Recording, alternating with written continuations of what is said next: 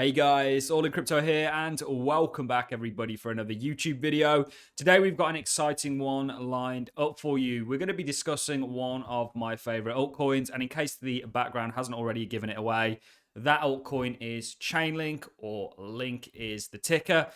I really want to break down, and Link's a coin that we've been making content on since this channel started. And as somebody that was a part of DeFi on Ethereum, of course, first, was an early user of Uniswap and really watched that whole DeFi era and what sort of led to now. Chainlink played a very, very crucial role in that. And actually, in most cases, was the only reason that we could even facilitate DeFi. But there's a far bigger path ahead for Chainlink, because Chainlink essentially may be the data feed for trillions and trillions, we're talking tens, if not hundreds of trillions of dollars worth of real world assets. So that's really what I want to focus on in this video. We're going to be looking at some comments from Larry Fink. This was a video that I made on the start of the year. It was a nice video. We looked at a number of comments from Larry Fink, Christine Lagarde, Bank of England governor, a long list of people that were essentially all talking about blockchain and the role it's going to play in tomorrow's world. And Chainlink may be a crucial part of that infrastructure. So we will play this clip. We're going to talk about it. And then I'm actually going to show you just how much wealth is out there in the world, guys. This isn't a 2023 article, but it was done, I believe, in November 2022. And it's actually a great article. And you'll get a feel of just how much value is still to be onboarded in the blockchain. Once in a lifetime opportunity ahead of us all, guys.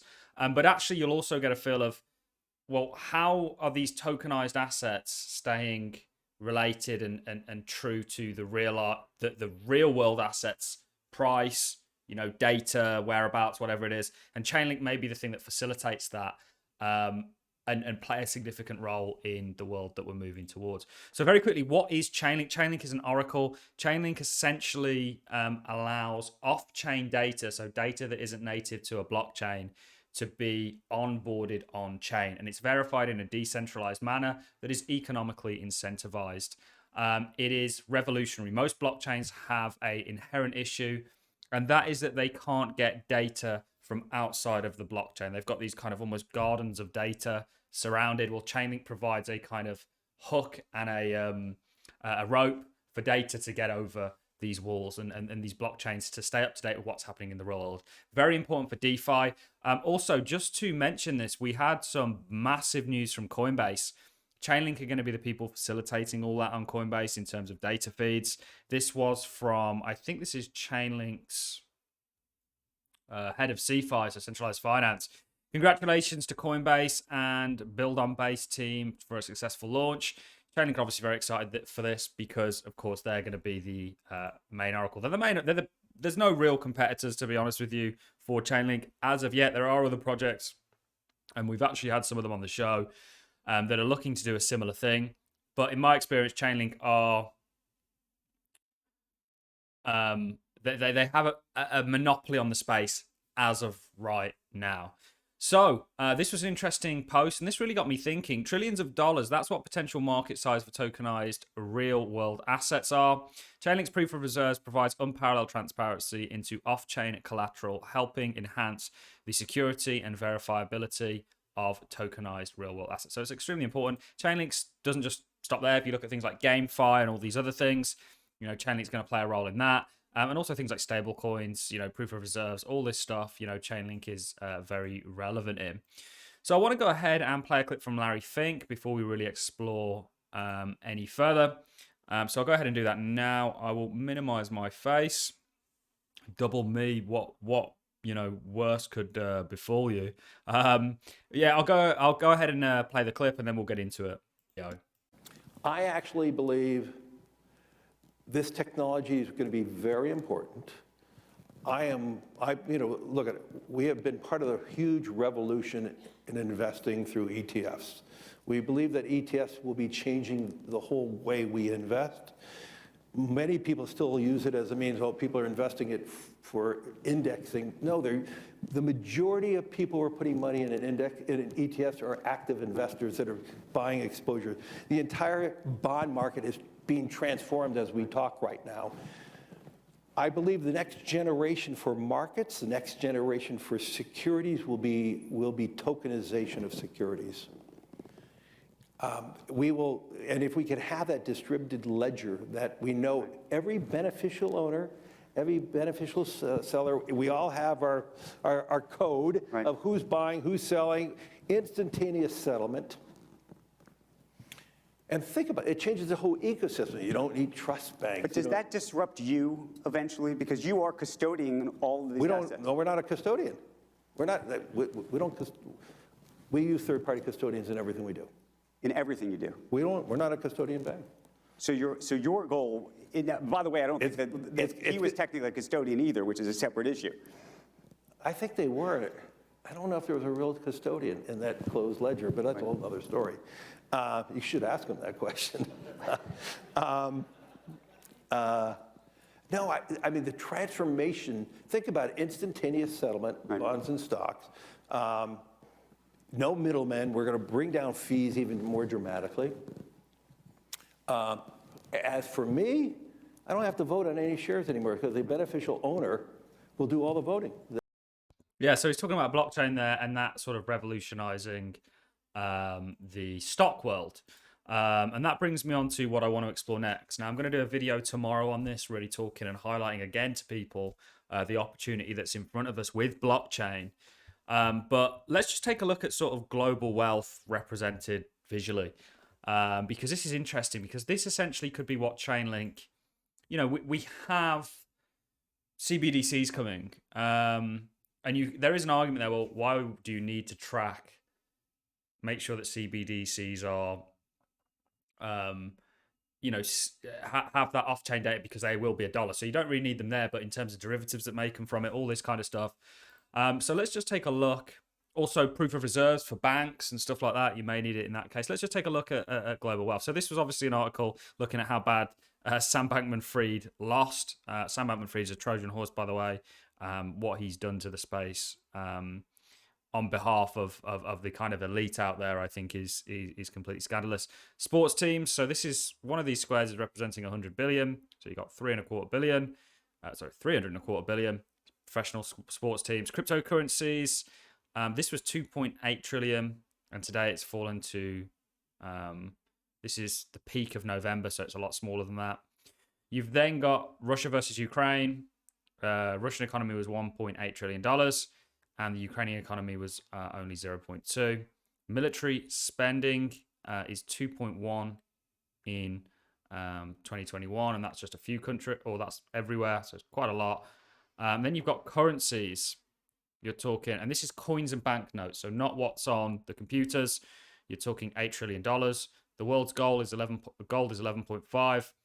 The richest billionaires, so the top 5 billionaires, are worth $12.7 trillion. I think so. Billionaires around the world have collective. Okay, so no, this is billionaires around the world. Then you've got central banks' balance sheets. So this is real money and currency. You're talking 28 trillion. The S&P alone is 36 trillion. Just so that you guys are aware, Apple, I think, makes up nearly half of the entire S&P, or not half of the entire S&P, but is worth more than, I think it's the other 200 within there. The 10 companies on the left make up more than 25 billion. Yeah, something like that along those lines. So US and China GDP. US is 23. China's, of course, 17.7. This is global money supply. So you're talking about 489 trillion, or broad money supply is, 48 trillion, or broad money is 82 trillion. Stock market, of course, colossal. Global debt is around about 300 trillion. Never going to be paid off, by the way, guys. And this is how currency ends, on debt failure and mass. And this would, you know, that financial crisis, debt failure to that scale, is coming in our lifetime. It's what's going to usher in a new system. Government debt. Real estate is supposed to be, and this is residential, not commercial, 326 trillion. This is all going to be data fed and be tokenized, and Chainlink is going to be a facilitator in that in most cases. Agriculture, 35 trillion. Commercial, 33 trillion. Global wealth is estimated. Household wealth is at 463 trillion. So I'm not saying that, everything on here is going to use Chainlink, but a good portion of it is. And what's the value of something that plays such a key role in facilitating all this is what I'm trying to get across. This is why I'm an investor in Chainlink, and have been for a long time. So the derivatives market is 12.4. I reckon it's a lot more than that, to be honest with you. You've got notional value. So there are two measures. Derivatives are typically measured. So they reckon the derivatives market is around about 600 trillion. A derivative is something that tracks, something real potentially, or it doesn't have to be. A derivative is basically like a contract. And Chainlink could be what facilitates all those. Through smart contracts, you can essentially, what do you call it? Execute those derivatives without there having to be a middleman. So you're talking hundreds and hundreds of trillions of dollars. Now, I believe a decent portion of that's going to flow into the blockchain.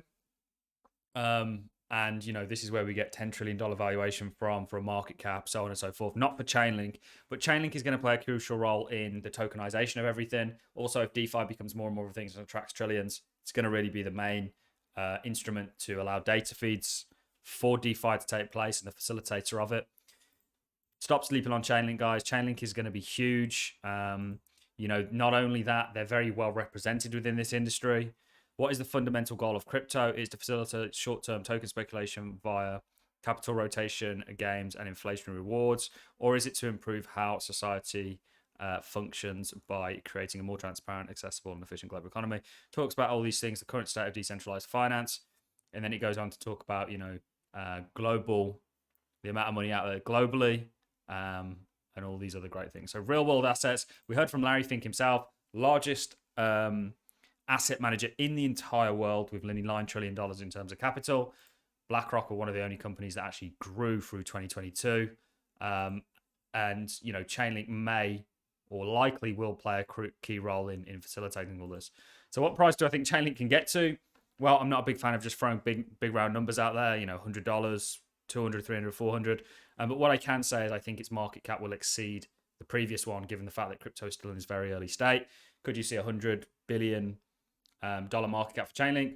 It's possible. Could you see a 200? It's possible. And then work out your, with dividing it by the number of tokens given, or accounting for inflation, work out what kind of a price that gives you. That's the best way I think you can look at, Chainlink and what price it could be and where you're getting to.